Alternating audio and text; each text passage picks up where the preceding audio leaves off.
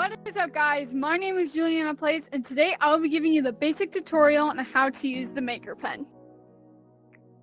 First thing you're going to want is your Maker Pen. If you have it favorited from your backpack, you can reach behind your back and pull it out.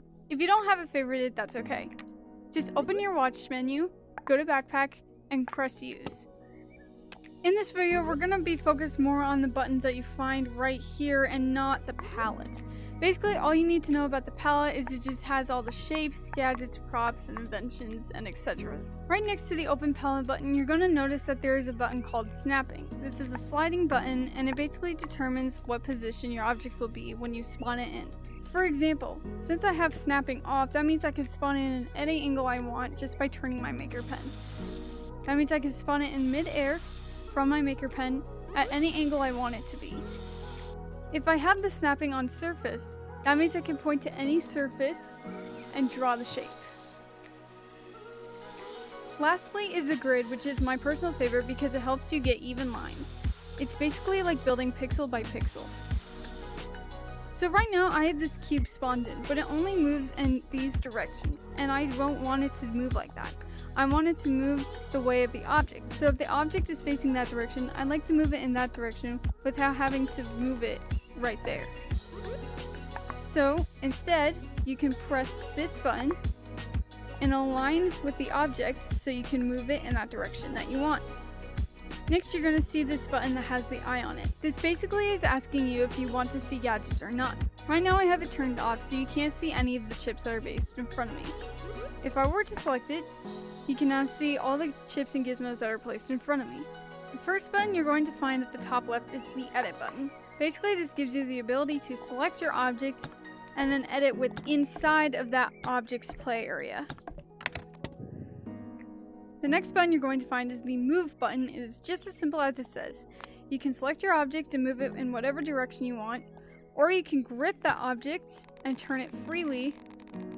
Next, you're going to find the wire tool. This has to do with connecting objects, chips, and gizmos to create certain functions for that object or whatever else. The next button is recolor, which basically gives you the option to change the color and the material of the object. Then you select it and it changes into that. The last button in that row is manipulate. This gives you the ability to reshape your object by stretching or shrinking it. On the next row, you're going to find the create button. This lets you spawn in new objects. Next is your rotate button. Simply select your object and then turn it in the direction you want it to go. Next is the configure button. This basically is the settings of the object. You can change it by making it sticky, which means if I were to put this near me, it would stick to my body. I can make it grabbable or not grabbable, climbable, and etc. The next button on your watch is the freeze button. This makes it so if you select that object, it will make it so you can no longer move it. The last button in the row is the make invention button. So basically I can select that shape, give it a name, take a photo of it, and you can give it descriptions, hashtags, and then publish it. Next is the select button. This allows you to select multiple objects and either make them an invention, merge them, copy them, or eyedrop them. Next is scale. This is similar to manipulate, except it moves the entire object with it without changing only one side of that shape. Next is the clone tool. So either you can copy it over, you can copy it on the inside and then just move it when you're done with that, or you can mirror copy it. Our last button under the modes is the delete button. It simply removes the objects that you select. The last three buttons you're going to find are under actions. One that's done editing, redo, and undo. If I'm building something, let's just say I have this really cool building right here, super fantastic. If I press done editing, that will complete it and make it one object. Let's say I accidentally place this here.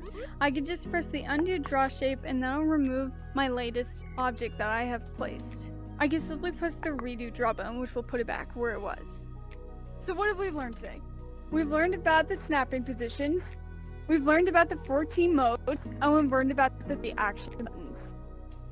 Thank you so much for watching. If you enjoyed, make sure to subscribe, leave a like on the video, and share, and turn on notifications to never miss another video. Bye! Next is move. It is just as simple as it says. you are able to move your object, and I move the floor.